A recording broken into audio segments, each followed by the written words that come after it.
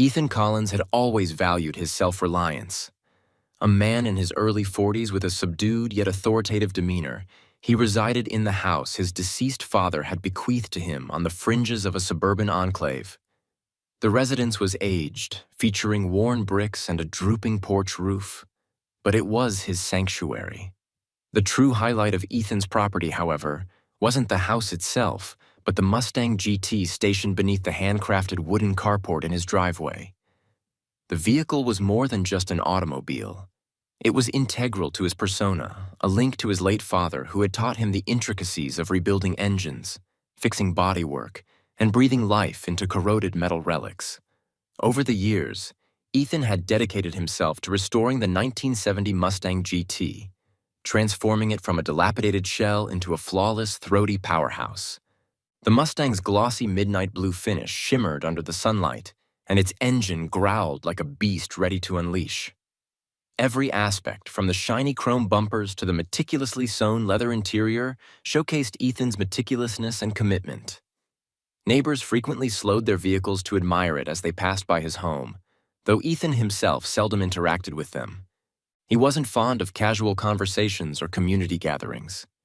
He cherished his solitude, spending his nights working with tools in his modest garage or lounging on his porch with a cold drink, watching the sunset.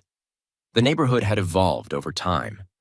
What was once a peaceful, loosely knit area of independent homeowners had gradually been overtaken by the ever-growing influence of the SAA, or Suburban Association Authority. Ethan had resisted every effort by the SAA to incorporate his property into their jurisdiction. He had no desire to adhere to their bylaws, regulations, or endless stipulations regarding grass height, fence color, or the community's visual harmony. His father had constructed their home long before the SAA existed, and Ethan was steadfast in maintaining that legacy. However, the SAA, headed by the stern and relentless Margaret Hayes, viewed the situation differently.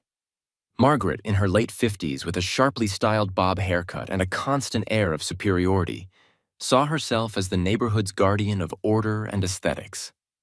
She drove a silver SUV adorned with a bumper sticker that read "Proud SAA President," and her clipboard seemed almost permanently attached to her hand.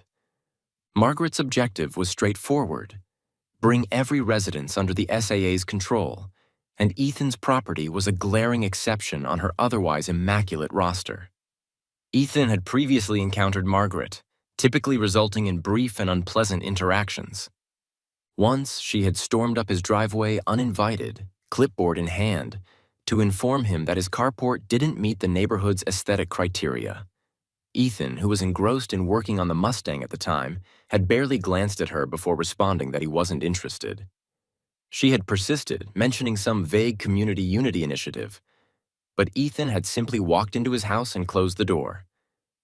That incident had occurred 2 years prior, and Margaret's persistence had only intensified since then. More recently, Ethan had started noticing odd occurrences. Flyers from the SAA began appearing in his mailbox, despite him not being a member. One day, a brightly colored brochure announced that all properties in the vicinity were being reassessed for compliance with the new community standards. On another occasion, he discovered a note affixed to his front door, courteously reminding him to mow his lawn, even though his grass was impeccably trimmed. The most disturbing event, however, was when Ethan found a typed letter stuck under the windshield wiper of the Mustang. The letter read, "Your vehicle does not comply with community standards for appearance and safety. Please remove it within 7 days to avoid further action." Ethan had chuckled upon reading it, crumpling the paper and discarding it. Who were they to dictate what he did with his car? He wasn't part of their SAA, and his property was legally outside their jurisdiction. It was merely another petty attempt by Margaret to assert control, and Ethan chose not to engage.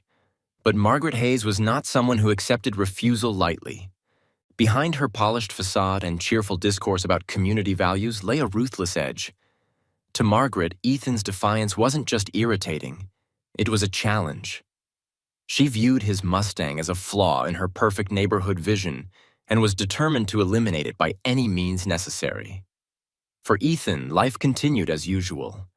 He spent his weekends detailing the Mustang or taking it out for leisurely drives along rural roads. The engine's roar always seemed to clear his mind. He was a man not easily disturbed, believing the SAA's antics would eventually subside. Yet, a growing unease lingered in the back of his mind. Margaret's persistence felt different this time, as though she was orchestrating something more significant.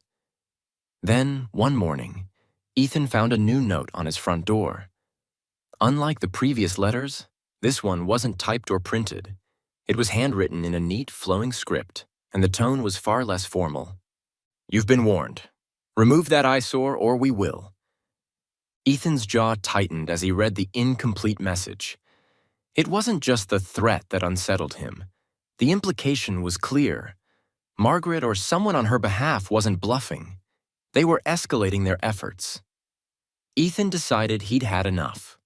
He grabbed the note and drove straight to the SAA's office, a neat building on the neighborhood's edge resembling a small courthouse.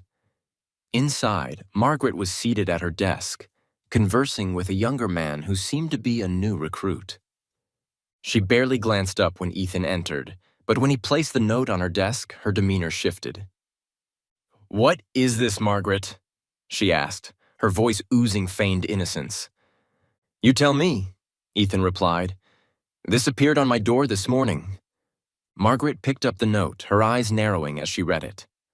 "I have no idea who wrote this," she said, returning it to the desk. "But I can assure you our association operates strictly within legal boundaries." "Save it," Ethan shot back. "I'm not part of your SAA, and I never will be. Stay off my property." Margaret's lips curled into a tight smile. "You know, Mr. Collins, it's a pity you don't recognize the value of being part of a community. But I suppose some people just aren't team players." Ethan leaned in closer. "This isn't about community. It's about you trying to control something that isn't yours. Leave me and my property alone." Margaret remained silent, but the glint in her eye indicated she wasn't yielding. As Ethan left the office, he couldn't shake the feeling that this confrontation was far from over. Unbeknownst to him, the struggle for his Mustang and his independence was about to escalate into something dark and destructive. The morning began like any other for Ethan Collins. The sun was just rising, casting a golden hue over the trees lining his tranquil street. Ethan stood in his kitchen, sipping his coffee while casually glancing out the window at his cherished Mustang GT. Even from inside, he could see the sunlight reflecting off the freshly polished hood. For a brief moment, he felt a sense of peace, a small break from the tension that had been mounting between him and Margaret Hayes. The note from the previous day still lay on his counter, a stark reminder that the SAA's interference had reached a new level of hostility. He was about to step outside to check on the car when he felt a subtle tremor beneath his feet. At first, he thought it was his imagination, but the vibration intensified, accompanied by a low mechanical rumble. Frowning, Ethan set down his mug and stepped onto the porch. That's when he saw it. A massive yellow bulldozer rolling down the street, its enormous blade gleaming in the early morning light. At the controls, seated high above the chaos like a monarch overseeing her realm, was Margaret Hayes. Ethan froze, his mind racing to comprehend what he was witnessing. The bulldozer slowed as it neared his driveway, then came to a halt directly in front of the Mustang. Margaret sat motionless for a moment, her hands gripping the controls as she fixed her cold, predator-like gaze on the car. Then, without warning, she pressed the controls forward. "Hey, stop!" Ethan shouted, rushing down the steps of his porch. But Margaret either didn't hear him or chose to ignore him. The bulldozer surged forward, its massive blade crashing into the Mustang with a thunderous impact. Ethan's heart sank. The sound of bending metal and shattering glass filled the air as the blade tore through the car's front, ripping apart the hood and exposing the engine beneath. Margaret didn't slow down. She pressed harder, her expression unchanged as the Mustang was pushed backward into the wooden beams of the carport. "Margaret, are you insane?" Ethan yelled, sprinting toward the driveway. Margaret finally brought the bulldozer to a stop. She climbed down from the cab with calculated grace, brushing off non-existent dust from her blazer before turning to face Ethan. "Good morning, Mr. Collins. she said, her tone dripping with artificial sweetness. Ethan stormed toward her, his fists clenched. What the hell do you think you're doing? Margaret raised an eyebrow, feigning confusion. I'm enforcing community standards. Your vehicle was a clear violation of the neighborhood's aesthetic guidelines. It had to be removed. Ethan stared at her in disbelief, his chest heaving with anger. You don't have the authority to do this. I'm not part of your SAA. Margaret's lips curled into a smug smile. Ah, but that's where you're mistaken. As of last month, the neighborhood boundaries were officially redrawn to include your property. You're now under our jurisdiction. She reached into her blazer pocket and pulled out a folded piece of paper, handing it to Ethan. Here's the updated map, along with the new bylaws. You'll see it's all perfectly legal. Ethan snatched the paper from her hands and unfolded it. The map did show his property marked as part of the SAA's territory, but he didn't believe it for a second. This was Margaret's doing, another one of her manipulative power plays to force him into compliance. This is bullshit, he said, crumpling the paper and tossing it to the ground. You can't just redraw boundaries and act like you own my property. Margaret tilted her head, her smile unwavering. The bylaws are quite clear, Mr. Collins. As a member of the SAA, you're required to maintain your property in accordance with community standards. Your car was an eyesore and posed a safety risk. I took appropriate action. Ethan took a step closer, towering over her. That car was on my private property. You had no right to touch it. Margaret's eyes narrowed, and for the first time, a hint of irritation surfaced in her voice. You can argue all you want, but the fact remains that your vehicle is gone. If you have a problem, I suggest you take it up with our legal team. Before Ethan could respond, Margaret turned and walked back toward the bulldozer. She climbed into the cab and gave him one last look, her smug expression firmly in place. Have a nice day, Mr. Collins, she said before driving off, leaving behind a trail of crushed metal and splintered wood. Ethan stood there, his mind swirling with fury and disbelief. His Mustang, the car he had invested years of effort into restoring, was now nothing more than a mangled heap of steel. He felt a deep, primal rage bubbling within him, but beneath it lay an even more profound pain. That car had been more than just a vehicle. It was a part of his life, a connection to his father, and a symbol of his independence. He turned back toward the wreckage, his fists still clenched. The carport was a total loss, its beams splintered and sagging under the weight of the destruction. The Mustang's front end was completely crushed, the engine exposed and warped beyond recognition.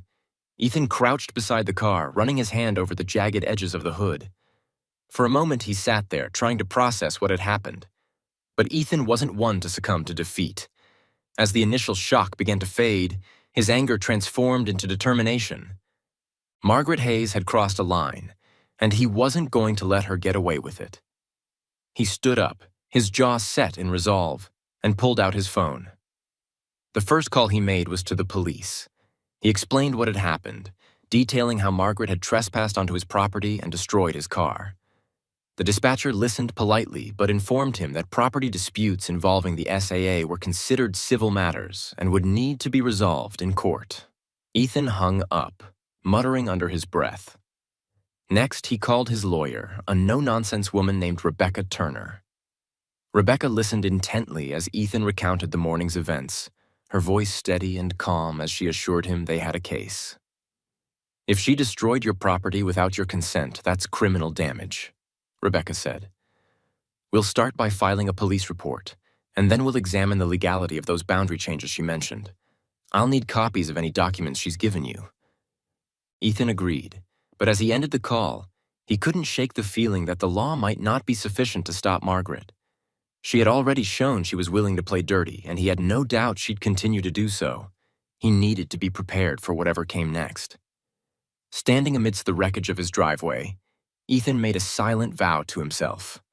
Margaret Hayes wanted a confrontation. She was about to get one, and this time, he wasn't backing down. Ethan spent the remainder of the day surrounded by the debris of his beloved Mustang, his mind racing with questions and anger simmering just below the surface. The sharp scent of motor oil and splintered wood lingered in the air, a constant reminder of what had been taken from him. Margaret Hayes had overstepped, and though the police had dismissed his complaint as a civil matter, Ethan wasn't going to let this go unanswered. He paced back and forth in his small garage, hands clenching and unclenching as he strategized his next move. The first step was gathering evidence. Margaret had been bold enough to operate the bulldozer herself in broad daylight, but Ethan knew she would try to manipulate the situation in her favor. He accessed the footage from the security camera mounted on the corner of his house. It took a moment for the video to load, but when it did, Ethan felt a surge of vindication. The footage was crystal clear, showing the bulldozer entering his property, Margaret seated confidently at the controls, her expression one of cold determination. The video captured every second of the destruction, the Mustang being crushed under the massive blade, the carport splintering under the assault, and Margaret exiting the cab with her smug, unshakable demeanor. Ethan saved the video and uploaded a copy to a secure cloud drive. He didn't trust Margaret or the SAA to refrain from retaliation, and he needed to ensure this evidence was safe. He also photographed the wreckage from every angle, documenting the extent of the damage to both the car and the property. With this substantial evidence, he felt confident he had a strong case against her, but evidence alone wouldn't stop Margaret. She wasn't the type to relent, and Ethan knew she'd likely start plotting her next move. And that thought was confirmed later that evening when he found another letter taped to his front door. This one bore the SAA's official letterhead and read, Shengna, ***, Dear Mr. Collins. Yea. As previously communicated, your vehicle was found to be in violation of community standards due to its unsafe and unsightly condition. In accordance with Section 14B of the SAA bylaws, immediate action was taken to rectify the situation. The removal of the vehicle was necessary to maintain the aesthetic and safety standards of our neighborhood. Should you have any further concerns, you may submit a formal complaint to the SAA board within 30 days. Please note that failure to comply with future directives may result in additional enforcement measures. Sincerely, Margaret Hayes, SAA President. Ethan crumpled the letter in his fist, his teeth grinding as he read Margaret's smug justification. The audacity of her words infuriated him. She was attempting to portray her reckless destruction of his property as a necessary act, hiding behind the facade of SAA regulations he'd never agreed to. Ethan tossed the crumpled paper onto the counter, glaring at it as though it might ignite from his fury. He needed to understand exactly how Margaret had pulled this off. If she was claiming his property now fell under SAA jurisdiction, there had to be paperwork somewhere to support it, or at least something she could use to feign legitimacy. He decided to head straight to the source, the SAA's office. The next morning, Ethan drove to the unassuming building on the neighborhood's edge where the SAA was headquartered. The place was eerily quiet, the parking lot nearly empty. Ethan parked his truck and stepped inside, the faint scent of disinfectant greeting his nose as he walked through the door. The receptionist at the front desk barely glanced up from her computer as he approached. "I need to speak with Margaret Hayes," Ethan said, his voice clipped and tense. The receptionist raised an eyebrow, clearly unimpressed by his tone. "Do you have an appointment?" "No," Ethan replied, "but I'm not leaving until I talk to her." The receptionist sighed and picked up the phone, muttering something Ethan couldn't hear. A moment later, Margaret emerged from a back office, her expression calm but with a flicker of irritation in her eyes. "Mr. Collins?" she said smoothly. "To what do I owe the pleasure?" Ethan didn't waste any time. "I want to know how you're claiming my property is under your jurisdiction. Show me the documents." Margaret gestured toward a small conference room. "Why don't we discuss this privately?" Ethan followed her into the room, his jaw tight as she closed the door behind them. Margaret took a seat at the head of the table, opening a sleek leather folder and pulling out a series of papers. She slid one across the table toward Ethan. "This," she said, tapping the document with a perfectly manicured nail, "is the updated neighborhood map approved by the city planning office last month. As you can see, your property now falls within the SAA boundaries. It's all perfectly legal. Ethan picked up the paper, his eyes scanning the map and the accompanying text. The map clearly marked his property within the newly expanded SAA territory, but something about it felt off. The lines appeared hastily drawn, and the accompanying approval stamp seemed too faint, almost as if it had been photocopied. "Let me guess," Ethan said, dropping the paper back onto the table. "You pulled some strings with your contacts in City Hall to get this approved. How much did it cost you?" Margaret's smile didn't falter. "Mr. Collins, I assure you everything was done according to proper channels. If you have an issue, you're welcome to take it up with the city. But as of now, your property is part of the SAA, and you're expected to comply with our standards." Ethan leaned forward, his eyes locking onto hers. "You destroyed my car, Margaret. That wasn't enforcement. That was criminal. You think I'm just going to let that slide?" Margaret's smile tightened and her tone grew sharper. "I acted within the authority granted to me by the SAA. If you choose to pursue this, I'm afraid you'll find yourself on the losing side. The bylaws are very clear." Ethan clenched his fists, forcing himself to remain calm. He didn't want to give her the satisfaction of seeing him lose his composure. Instead, he stood up and turned toward the door. "This isn't over," he said without looking back. As Ethan left the office, his mind was already racing with plans. Margaret had made a mistake by showing him that the map was exactly the kind of sloppy, rushed work he could expose. If she thought her connections and flimsy paperwork were enough to protect her, she was in for a rude awakening. That evening, Ethan sat at his kitchen table, poring over every piece of evidence he had gathered so far. The security footage, the photos of the wreckage, the suspicious map, all of it painted a clear picture of Margaret's overreach and corruption. But he knew he needed more. He needed to uncover exactly how she'd managed to push this boundary change through and who else might be involved. Ethan's phone buzzed, pulling him from his thoughts. It was a text from Rebecca Turner, his lawyer. "Got your email? Reviewing everything now. This looks strong. Keep digging." Ethan nodded to himself, his resolve hardening.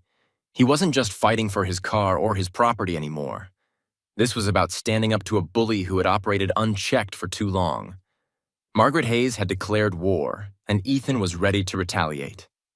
The days following Ethan's tense confrontation with Margaret Hayes were a whirlwind of frustration and determination.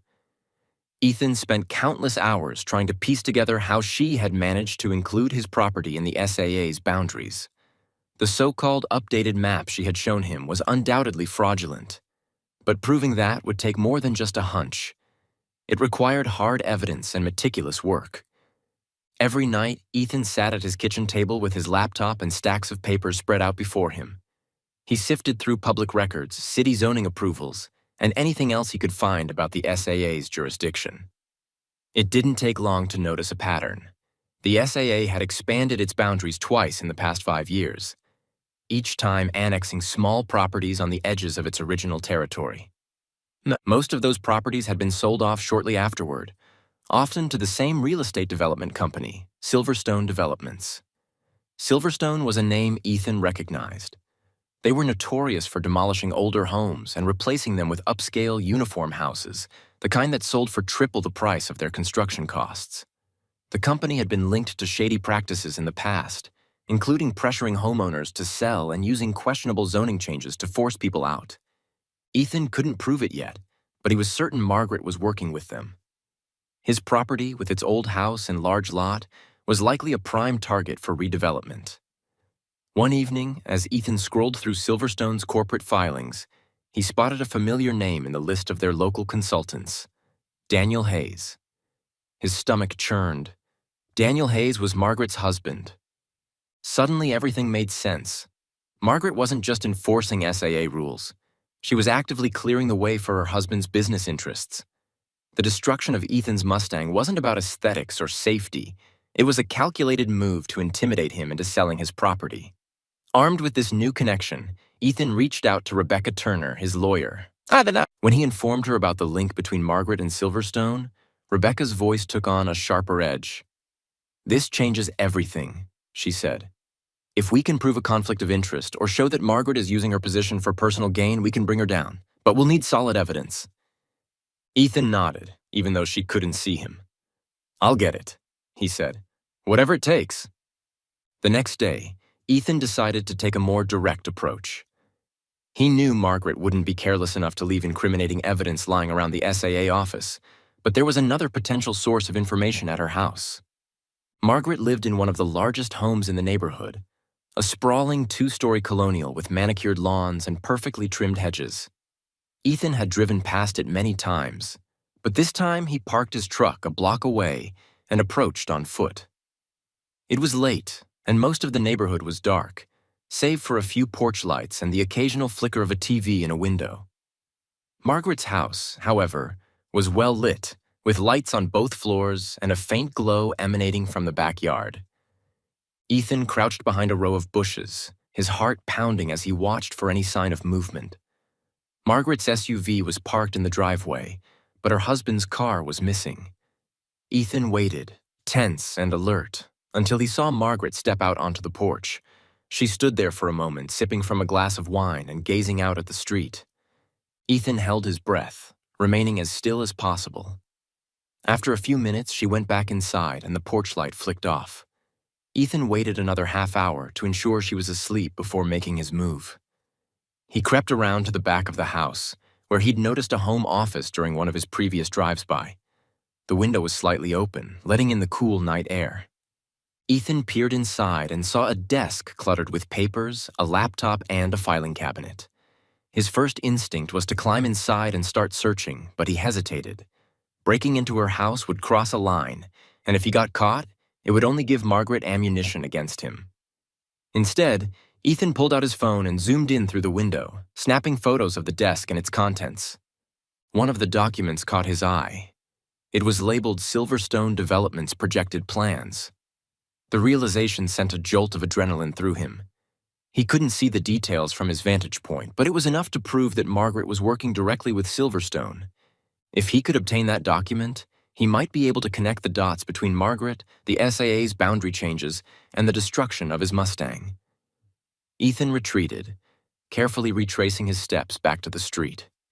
As he walked back to his truck, he couldn't shake the feeling that he was being watched.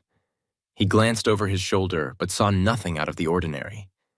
Still, the hairs on the back of his neck stood on end, and he quickened his pace. The following morning, Ethan sent the photos to Rebecca. "This is a start," she said, "but we need to get those documents. I'll file a subpoena, but that could take weeks. In the meantime, we should look for other ways to pressure Margaret." Ethan knew exactly where to begin. He reached out to some of his neighbors, people who had lived in the area long enough to remember what the neighborhood was like before the SAA took control. One of them, an older man named Frank, had been forced to sell his property 5 years ago when the SAA declared his home unsafe due to minor code violations. "They wouldn't leave me alone," Frank said, his voice tinged with bitterness. "Every week it was something new, a fine for overgrown bushes, a warning about my fence being too short. They just wore me down until I gave up and sold. I didn't know it at the time, but the company that bought my house was tied to Silverstone. I bet they'd been pulling the strings all along." Frank's story was eerily similar to what Ethan was experiencing, solidifying his resolve to expose Margaret. He spent the next few days gathering testimonies from other neighbors who had been pressured or bullied by the SAA. Each story added another piece to the puzzle, painting a clear picture of systemic abuse and corruption. As the evidence mounted, Margaret seemed to grow more desperate. One night, Ethan returned home to find his driveway blocked by a large pile of debris, broken branches, scraps of wood, and even an old mattress. A note taped to the pile read, "Keep pushing, and this will seem like nothing." Ethan's blood boiled, but he refused to let her intimidate him. Instead, he called a local waste removal company and had the debris hauled away the next morning. When the workers asked where to dispose of it, Ethan didn't hesitate. "Take it to the SAA office," he said. The gesture was petty, but it sent a message that Ethan wasn't backing down. The tipping point came later that week when Rebecca called him with urgent news. "We just accessed some of Silverstone's internal documents," she said. There's a paper trail showing they've been funneling money to Margaret in exchange for pushing boundary changes and clearing properties for redevelopment. This is the smoking gun we needed. Ethan felt a surge of vindication, but he knew the fight wasn't over. With the evidence in hand, Rebecca began drafting a formal complaint to the city and preparing for a lawsuit against Margaret and the SAA. Ethan, meanwhile, continued to rally his neighbors, urging them to stand up against the corruption that had taken root in their community. As he stood on his porch that evening, looking out at the wreckage of the Mustang, Ethan felt a renewed sense of purpose. Margaret had underestimated him, and she was about to learn that some battles couldn't be won with threats and bulldozers. This was his home, his life, and he wasn't going to let her take it away. The tranquility of Ethan's evenings had been replaced by constant unease. Every shadow seemed to stretch longer than it should. Every faint sound outside his window set him on edge. Margaret Hayes wasn't just a petty tyrant hiding behind SAA bylaws anymore. She was escalating her tactics, and Ethan could feel the noose tightening. The debris left in his driveway was a clear message that Margaret wasn't done with him yet, but Ethan wasn't done either. The week had been a whirlwind of progress on the legal front. Rebecca had filed the initial complaint against Margaret and the SAA, presenting evidence of the fraudulent boundary changes and the clear connection to Silverstone developments. It was enough to launch an investigation into the SAA's practices, but Ethan knew Margaret wouldn't take it lying down, and she didn't. It started with subtle annoyances. A notice appeared in his mailbox claiming he owed back dues to the SAA, a laughable claim since he wasn't and never had been a member. The amount was absurdly high, $15,000. The letter threatened a lien on his property if payment wasn't made within 30 days. Ethan crumpled it and tossed it aside, refusing to be baited. The next night, he came home to find a city inspector waiting in his driveway. The man, wearing a high-visibility vest and carrying a clipboard, informed Ethan that there had been an anonymous complaint about code violations on his property. The inspector was polite but firm, walking the perimeter of Ethan's land with a critical eye. When he was done, he handed Ethan a list of supposed infractions: an unsafe shed, overgrown vegetation near the fence line, and an unapproved structure, the remains of the carport Margaret had destroyed. Ethan bit back his frustration and asked for a copy of the complaint. The inspector shook his head. "Anonymous," he said. "I don't need to ask who's behind it." Margaret was using every tool at her disposal to pressure him, and the inspection was just another weapon in her arsenal. Still, Ethan wasn't about to let her win. He spent the next morning cleaning up the property, trimming the bushes and cutting back the vegetation by the fence. The shed, which had been perfectly fine before, required a few hours of repairs to bring it up to code. By the time he finished, Ethan was exhausted, but the sense of accomplishment was worth it. He refused to give Margaret the satisfaction of seeing him falter, but Margaret wasn't done. The day after the inspection, Ethan woke to the sound of a loud crash outside. He rushed to the front door and found his mailbox lying in pieces on the ground, its posts snapped clean in half. Tire tracks in the dirt indicated someone had deliberately backed over it. Ethan shook his head, his jaw tightening. This was more than harassment. It was intimidation. He spent the morning installing a new mailbox, this time reinforcing it with a metal post and concrete base. As he worked, he felt eyes on him. Turning toward the street, he saw Margaret's silver Toyota parked a few houses down, the tinted windows revealing nothing. Ethan's skin prickled. She wasn't even trying to hide her involvement anymore. That night, Ethan decided he couldn't afford to sit idly by any longer. Margaret had gone too far, and it was time to take the fight to her.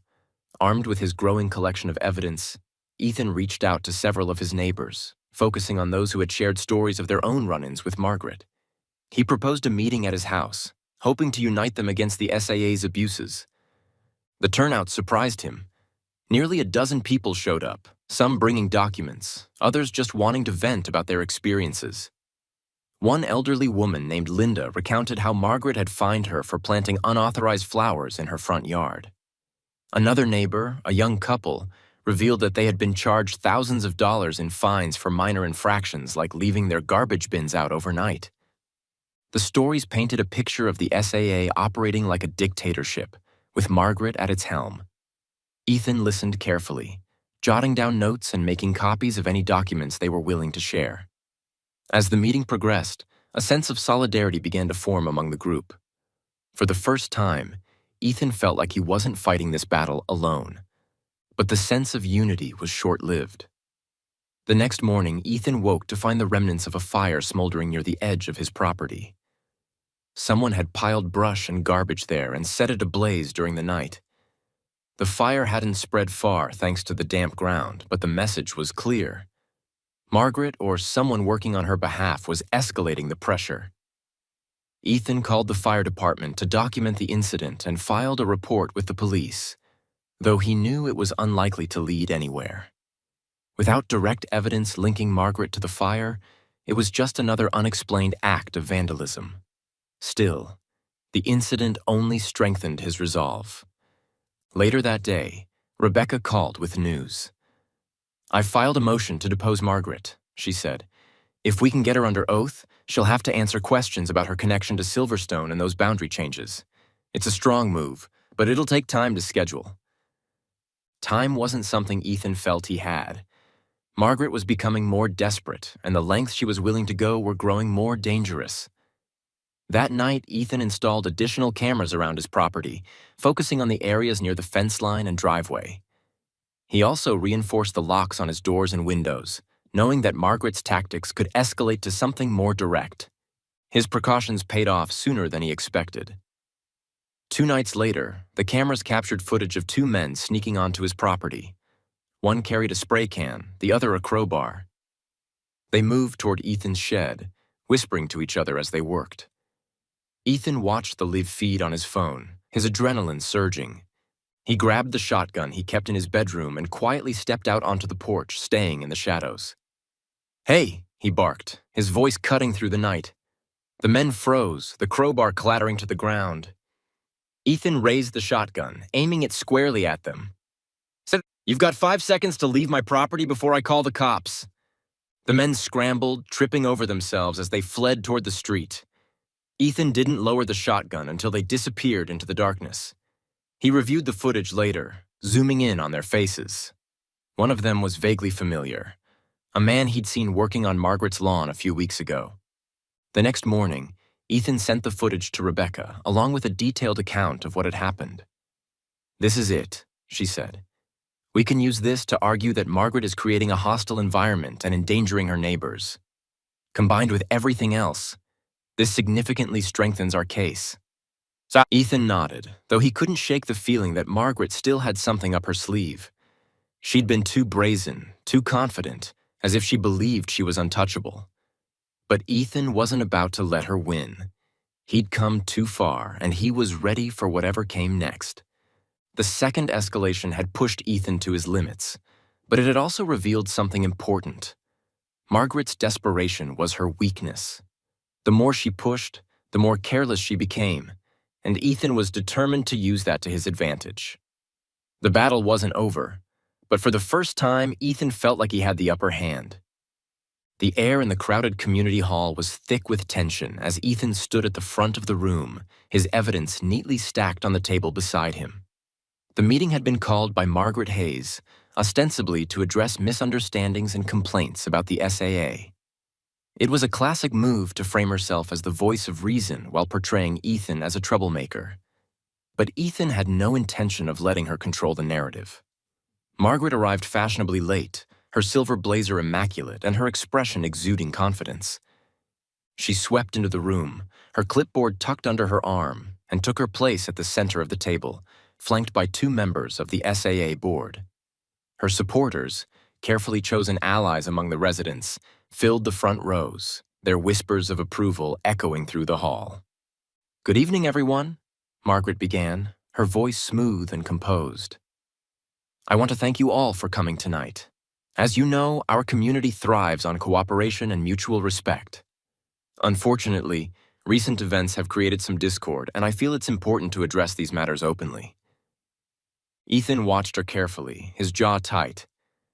She was setting the stage, positioning herself as the savior of the neighborhood. He waited, letting her dig herself deeper.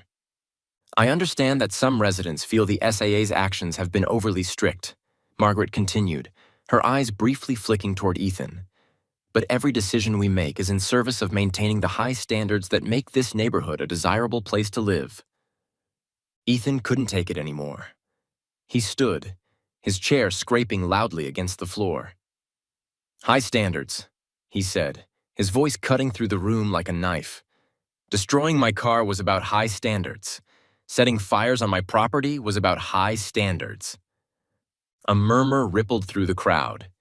Margaret's smile faltered for a split second before she regained her composure. Mr. Collins, I understand you're upset, but these accusations are baseless. The SAA acted within its authority to address a vehicle that was in clear violation of our guidelines. Save it, Ethan interrupted, stepping forward. He held up a flash drive. I have proof. Proof that you've been lying to everyone here, abusing your power, and using the SAA to line your pockets. Margaret's face hardened. Mr. Collins, this is highly inappropriate. What's inappropriate? Ethan demanded. Using your position as SAA president to help your husband's company seize people's homes? Redrawing boundaries, fabricating violations, and intimidating your neighbors into selling their properties for peanuts? The crowd erupted into murmurs, some of Margaret's supporters exchanging uncertain glances, others staring at the screen with a mix of disbelief and anger. Margaret straightened her shoulders, her voice sharp as she said, These are outrageous claims. Unless you have evidence to support them, I suggest you sit down before you embarrass yourself further. Ethan smirked. Oh, I've got evidence, plenty of it. He handed the flash drive to a community member who had volunteered to operate the projector. Moments later, the screen behind him lit up, displaying security footage of Margaret operating the bulldozer that had destroyed his Mustang. The crowd gasped. That's just the beginning, Ethan said, pacing in front of the screen. The next image is a close-up of the fraudulent map Margaret showed me, followed by documents showing payments from Silverstone Developments to Margaret's personal account. He continued, playing footage of the two men trespassing on his property, including the moment one of them mentioned Margaret's name. Margaret Hayes isn't protecting this community, Ethan declared, turning to face the crowd. She's selling it out. Every decision she makes, every fine she issues, is part of a plan to drive people out and hand their homes over to Silverstone Developments, her husband's company. Margaret's carefully constructed mask cracked. Her face flushed, and she rose from her seat, her voice trembling with fury. This is a smear campaign. He's twisting facts and spreading lies. Lies, Ethan countered, stepping closer to her. The payments are right there. The boundary changes are right there. You think these people are stupid, Margaret? You think they're just going to believe you over their own eyes? Margaret's allies looked increasingly uncomfortable, some whispering among themselves, others staring at the screen with a mix of disbelief and anger. One man in the back stood and said, My mother lost her house last year because of you. Now I understand why. Another voice joined in, then another, until the room was filled with shouts of outrage. Margaret tried to regain control, her voice rising above the chaos. You have no right to accuse me of these things. Everything I've done has been within the law. Then why are you so nervous? Ethan asked, his voice calm but cutting. Why did you try to intimidate me? Why did you send those men to vandalize my property? Margaret's mouth opened and closed, but no words came out. The weight of the evidence and the crowd's growing anger was too much. She turned to the SAA board members for support, but they avoided her gaze, clearly unwilling to stand by her. Ethan crossed his arms, letting the silence hang in the air before delivering the final blow. You're done, Margaret. The investigation into you and Silverstone is already underway. It's over. Margaret stood frozen for a moment before grabbing her clipboard and storming out of the room. The slam of the door echoed through the hall, followed by a moment of stunned silence. Then, one by one, the residents began clapping. The applause grew louder, turning into cheers as they stood in support of Ethan. For the first time in weeks, Ethan felt the tension in his chest begin to ease. Margaret's reign was over, and the neighborhood had finally seen her for what she truly was. The fight wasn't entirely over. There were still legal battles ahead. But this was a victory, one he had fought hard for, and one he wouldn't forget. The fallout from the meeting was swift and decisive. Margaret Hayes's meticulously curated image as the neighborhood's guardian of order and harmony crumbled under the weight of Ethan's evidence.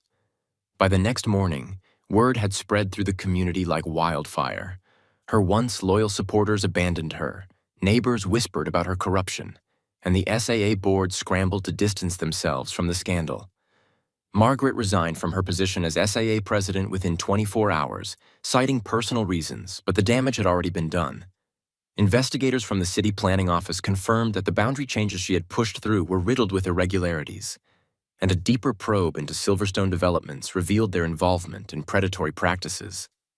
The financial ties between Margaret and Silverstone were undeniable, and lawsuits began piling up against both her and the company.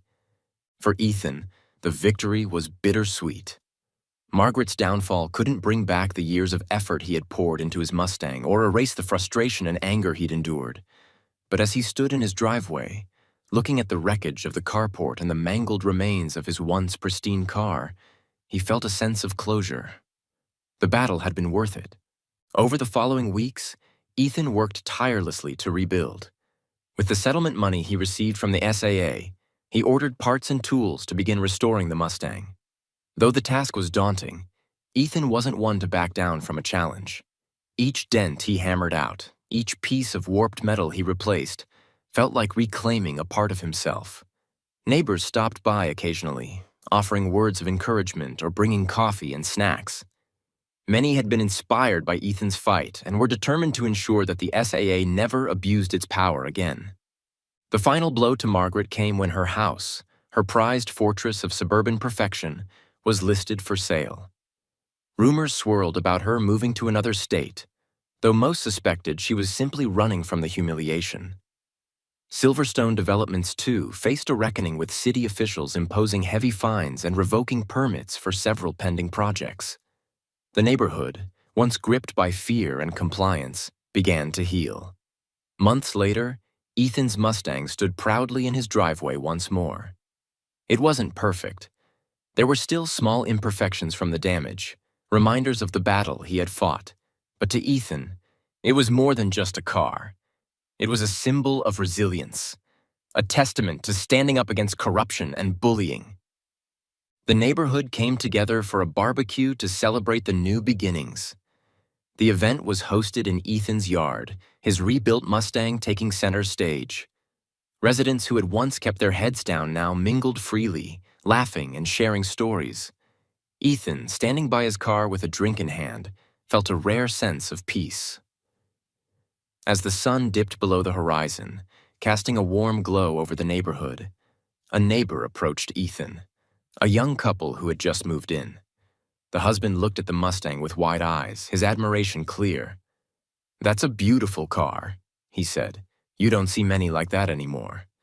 Ethan smiled, running a hand along the polished hood.